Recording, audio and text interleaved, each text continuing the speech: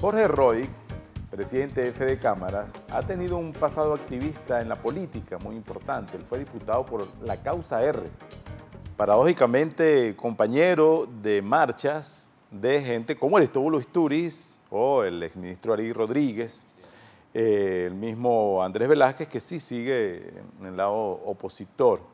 Ustedes en la causa R, recuerdo por aquellos años, insistían mucho en la defensa de Guayana, del potencial de Guayana, de todo lo que podía aprovecharse, de lo que hay al sur del Orinoco particularmente, para lanzar una economía diferente. ¿Cuál es la situación hoy de estas empresas de Guayana? Sí, primero reivindicar mi paso por ese partido de izquierda, un partido de trabajadores, con los cuales aún mantengo respeto por muchos de los que en alguna vez soñamos un país diferente. Con otros lo he perdido. Reconocer que el poder cambia muchísimo a la gente y casi que ya no puedo desconocer, sino cómo ha cambiado el poder a muchos de los que fueron mis compañeros con otras ideas totalmente diferentes a las que compartíamos cuando un grupo político fue capaz de llevar un trabajador, como fue Andrés Velázquez, casi a arañar a la presidencia de la República. En Guayana se han hecho los experimentos más terribles, y si hay un conejillo de indias de todos estos modelos socialistas del mal entendido llamado socialista del siglo XXI, ha sido Guayana. Ahí se empezó la cogestión, el control obrero, que lo que han hecho es despedazar esas empresas. Hoy en día estuve esta semana dando una conferencia en Guayana comparando resultados de la Guayana que podríamos ser con la Guayana que somos hoy en día, y de verdad que provoca llorar, porque las empresas de Guayana no son solamente de Guayana, son de todos los venezolanos. Claro. La gente tiene que entender que Sidora haya producido solo 1 millón de toneladas este año, en vez de producir 4 millones de toneladas como produjo en manos privadas, es una tragedia para todos los venezolanos, porque que produzca 1 millón de toneladas significa que no hay cabillas para construir, que no hay hojalatas para envasar tus sardinas que te quieres comer, que no hay planchas de acero para construir unas dignas viviendas. En fin, que Sidora es para todos. Lamentablemente eso, Guayana pues la han destrozado producto de unos experimentos políticos, sobrecargándolos con una nómina, y se perdió la oportunidad maravillosa que teníamos de ser una alternativa no petrolera. Yo creo que Guayana es mucho más que sus empresas básicas, y en Guayana hay que empezar a definir la vocación de sus municipios y empezar a vender el sudor. En vez de vender el sudor de nuestra gente, tenemos que los venezolanos empezar a vender el conocimiento de nuestra gente.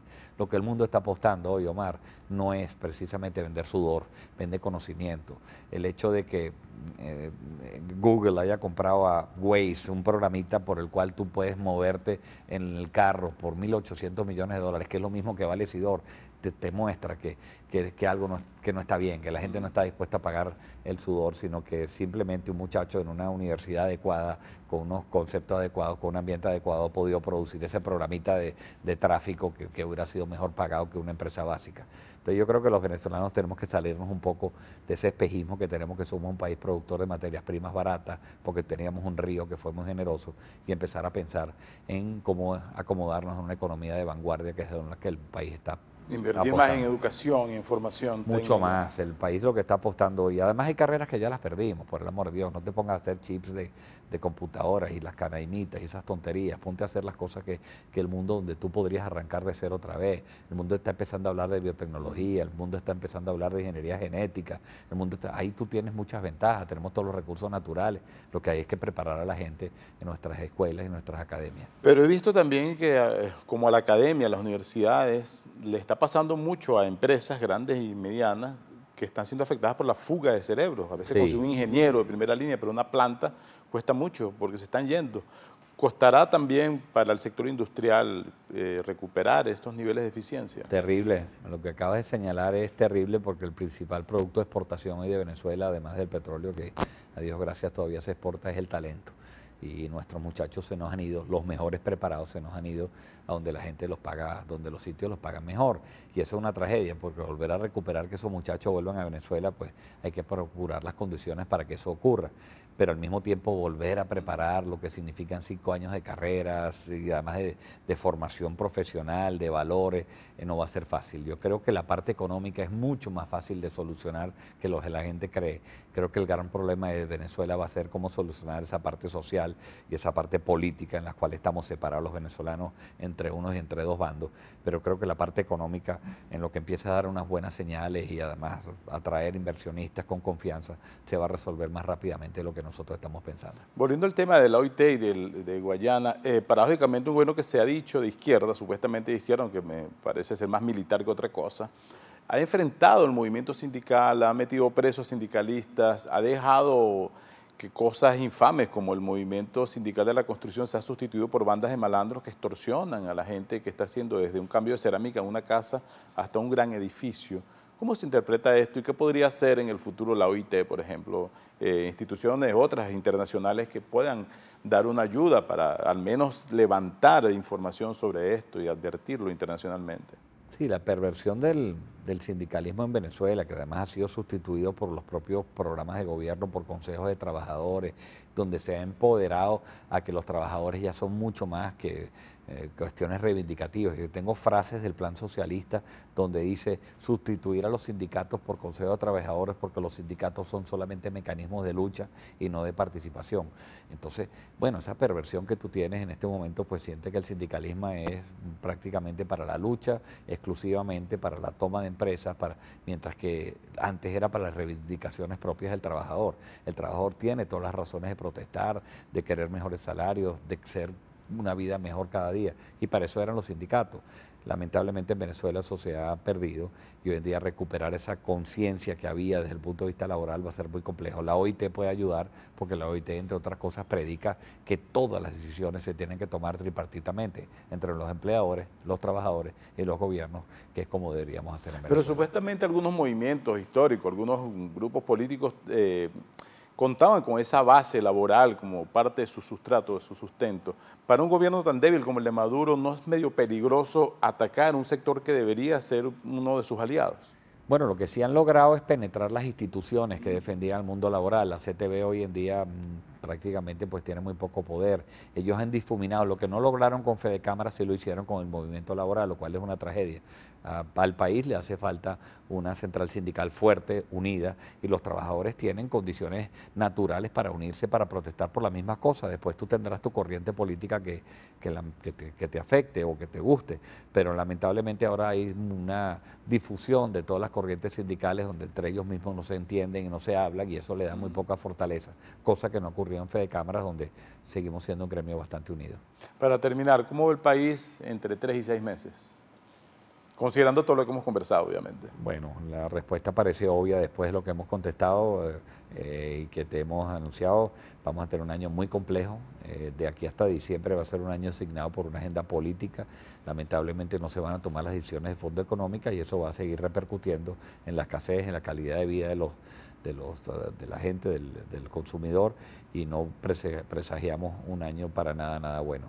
Ojalá que empecemos una vez pasado esta agenda electoral a tomar las decisiones para que tampoco tengamos un 2016 que tampoco pinta nada bien. Tenemos muchísimas deudas, muchísimos problemas, deudas de pasivos laborales acumulados, de pasivos extranjeros acumulados con nuestra deuda internacional. Ojalá que tomemos las decisiones correctas hoy para que no tengamos un 2016 malo, pero los próximos 6 meses son 6 meses perdidos.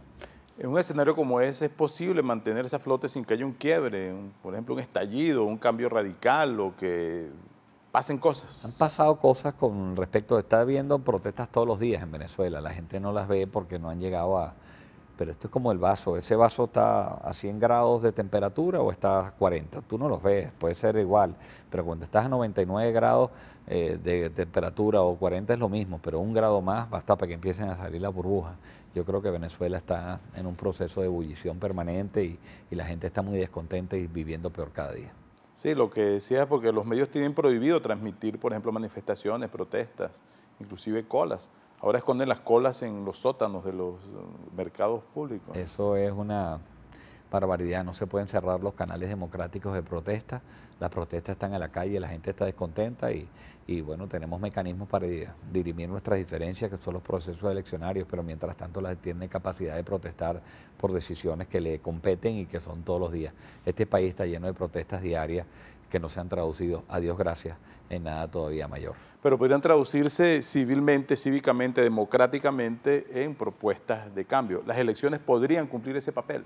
Absolutamente. las legislativas de este año. Yo soy un fiel creyente en los procesos democráticos, en la democracia, y creo que esa es la mejor manera de dirimir nuestra diferencia. Al que no le guste el modelo que impulsa el gobierno puede votar en contra en unas elecciones, al que le guste puede votar a favor. Y eso es lo que el gobierno se dará cuenta si tiene rechazo o aceptación. Las encuestas en estos momentos parecieran definitivamente, de una forma aplastante, definir que la gente no está contenta por el rumbo económico que lleva el país. Bueno, un escenario que tendremos que ver Gracias. En los próximos meses. Gracias, Omar. Así será. Muchas gracias por esta entrevista. Gracias por la visita, gracias por el encuentro. Ha sido un diálogo bastante amplio y provechoso. Para mí también. Y esperamos que también para ustedes.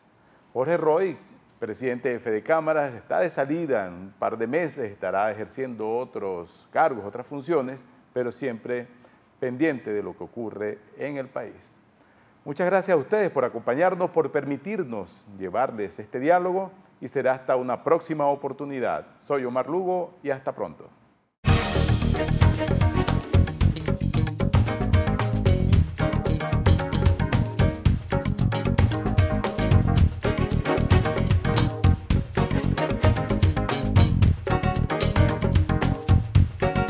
Quality Engines, elestimulo.com presentó